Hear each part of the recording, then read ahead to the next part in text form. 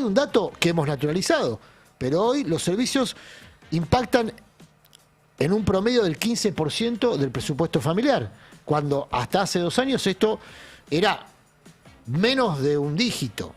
Estaba en un dígito muy por debajo del 10%, en el orden del 5 o 6%. Es decir que se ha triplicado el peso de los servicios, Rodri, y entre los servicios hay que incluir el transporte.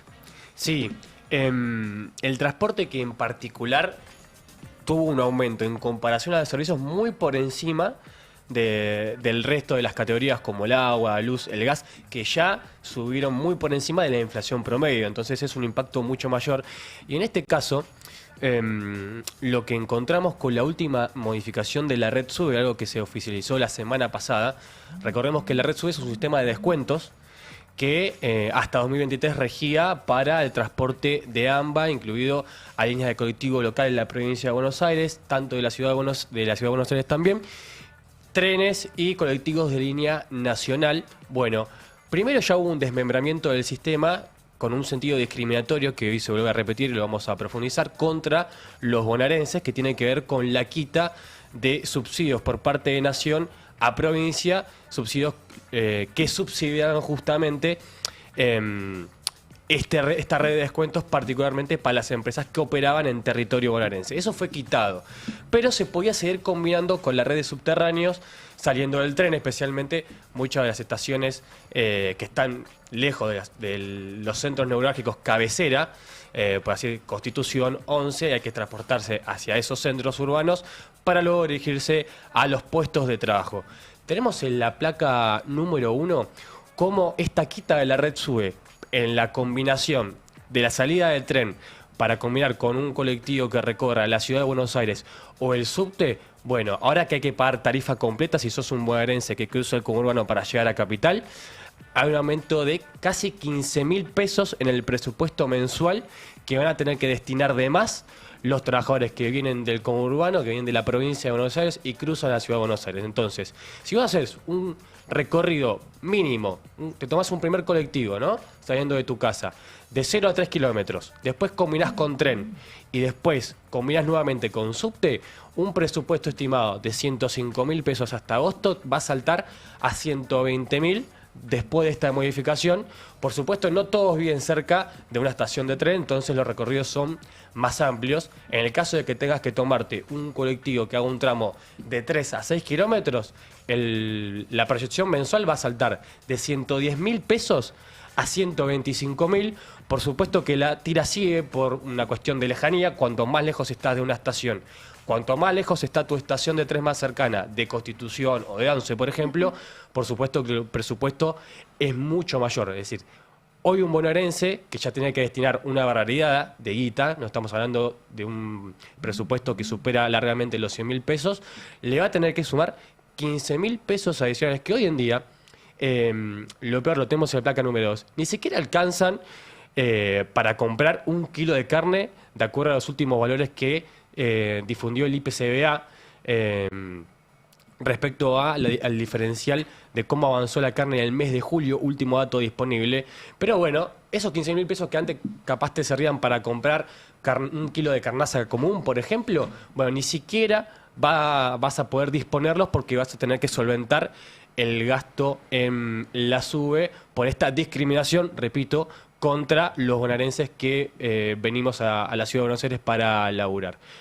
Encima, no solo contento con eso, después del dato de inflación que se conoció la semana pasada, va a haber un nuevo aumento del transporte público que va a afectar a los colectivos de línea local, tanto en la ciudad como en la provincia de Buenos Aires. Lo tenemos en la placa número 3. Recordemos que el sistema se rige en base a la inflación y 2 puntos porcentuales más. Es decir, la inflación fue del 4,1%. En el caso de la ciudad se rige por el índice nacional. Va a aumentar 4,1%, pero en el GBA la inflación fue del 2,3%. Entonces, si agregamos 2 puntos, el aumento en colectivos va a ser de 4,3%. Esto quiere decir que el mínimo, la tarifa mínima, va a saltar a los 1.158 pesos y, por supuesto, los aumentos son sucesivos dependiendo del trayecto que hagas. Además, el tren va a aumentar 14%. Es la última tanda de actualizaciones que fijó el gobierno hace algunos meses.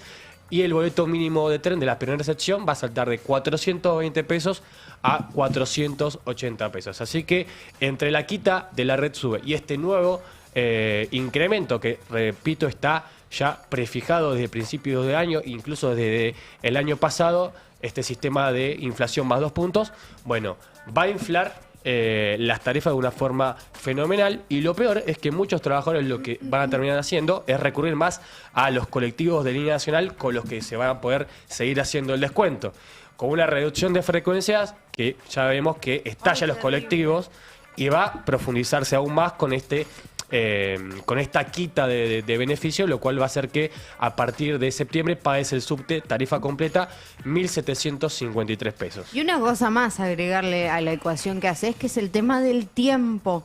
Los trabajadores perdemos tiempo en combinaciones, en buscar, porque los colectivos, que son la opción más barata, es perder media hora, 40 minutos de tu vida. Es un montón. La ineficiencia derivada de la falta de organismos de control eficientes, digamos, el descontrol es absoluto en todo sentido, también en el transporte. Y después, a mí me impacta mucho cuando las encuestas que hace, las consultas que hace Kiara en la calle, nuestra compañera, o que se hacen en general en distintos medios, alguien que está tomando el bondi en estas condiciones que ustedes están describiendo, pagando más caro, de todas formas dice, bueno, pero había que hacerlo porque los subsidios eran insoportables y estábamos pagando poco, ¿no? Un trabajador que diga estábamos pagando poco. Yo digo, bueno, ahí hay un déficit político de no haber explicado el sentido de los subsidios al transporte o a los servicios públicos. No lo entienden muchos trabajadores. Y definitivamente no lo entienden los empresarios, que son los primeros, incluyen los empresarios a las pymes, que van a ser sujeto de la información que trae Gino, porque yo me cansé de escuchar a empresarios pymes quejándose de los subsidios porque relacionaban el pago de subsidios a los trabajadores por servicios públicos con los impuestos que ellos pagaban o pagan como productores de bienes. Y nunca nadie los invitó a relacionar que en realidad lo que se estaba subsidiando era el salario. Y que se subsidiaba el salario para mantener artificialmente un mercado de consumo. ¿Por qué artificialmente? Porque argentinos somos 50 millones, no somos un mercado de consumo atractivo. La verdad.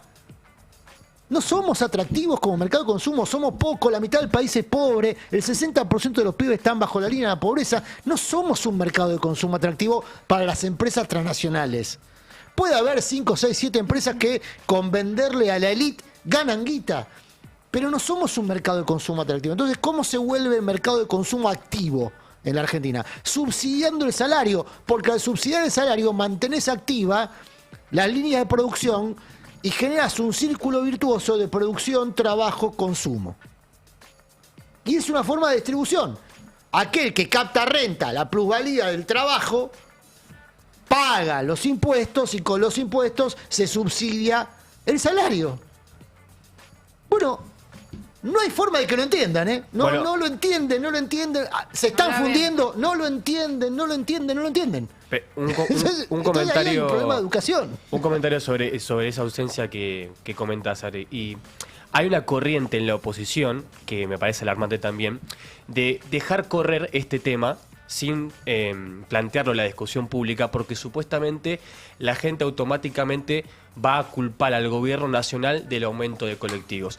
Una postura un poco aventurera, porque dejar al libre albedrío la canalización de la bronca por el aumento, y es algo que no se torna en el debate público lo que está pasando con el transporte Lamba.